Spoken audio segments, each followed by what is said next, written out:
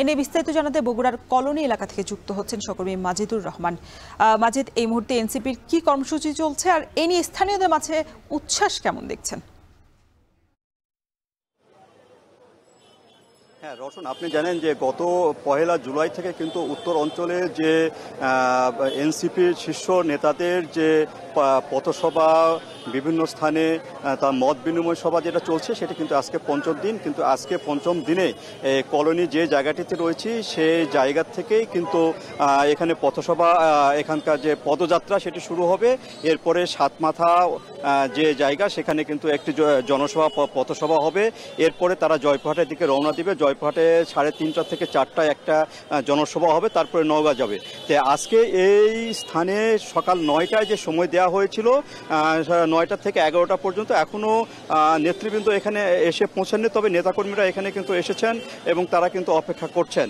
তারা এখানে যে পর্যটন মডেল তারা সেখানে রয়েছেন। এখানে শীর্ষ নেতারা, বিশেষ করে এখানে যে যারা আহ্বায়ক নাহিদ ইসলাম, হাসনাত, আবদুল্লাহ, সার্জিস, সবাই কিন্তু আসছে, শীর্ষ নেতারা এখানে আসছেন এবং তারা যে বিভিন্ন উত্তর অঞ্চলে যে জেলাগুলো রয়েছে সেই জেলাগুলোকে সফর করবেন এবং বিচার, সংস্কার এবং নতুন সংবিধান এর দাবিতেই কিন্তু তাদের এই পদযাত্রা এই উত্তর অঞ্চল সফল। এবং সেগুলোকে তারা নিশ্চিত করতে চান এবং তারা রাষ্ট্র কাঠামো মেরামত করে একটি সুন্দর বাংলাদেশ গড়ার যে প্রত্যয়, সেই প্রত্যয়টা মানুষের মধ্যে স্বপ্ন দেখাতে চান এবং তারা বাস্তবায়ন করতে চান। এইভাবে কিন্তু তারা উত্তর অঞ্চলে তাদের যে সমর্থন, সেই সমর্থন বাড়াতে চান এবং সামনে যে নির্বাচন রয়েছে সেই নির্বাচনে তারা অংশগ্রহণ করবেন তেমনটি তারা বলছেন। বিভিন্ন স্থানে তাদের যে নেতাকর্মীদের যারা সংসদ সদস্য নির্বাচিত মনোনয়ন পাবেন তাদেরকে পরিচয় করে দিচ্ছেন।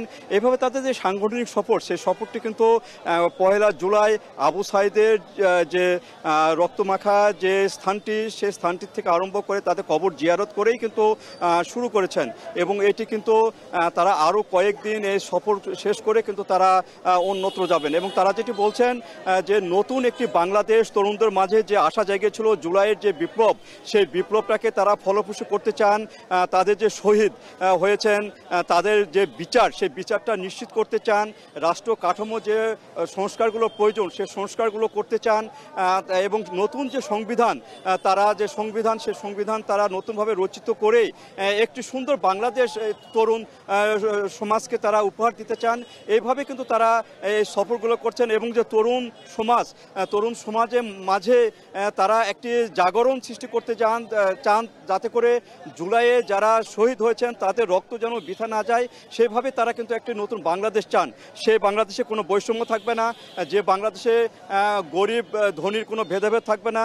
সবাই যেন একটি ভালো বাংলাদেশ, সুন্দর বাংলাদেশ তারা বিনির্মাণে যে কাজ করবেন সেটি যেন সবাই উপভোগ করতে পারেন এবং এমন একটি বাংলাদেশ চান। আর সে বাংলাদেশে নতুন বাংলাদেশে গঠনের জন্য কিন্তু তারা কাজ করছেন এবং তারা কিন্তু এই সফরটি করছেন। তো এই ছিল আপাতত এনসিপির যে সফরের প্রথম যে স্টেপটি বগুড়াতে, সেটি সর্বশেষ।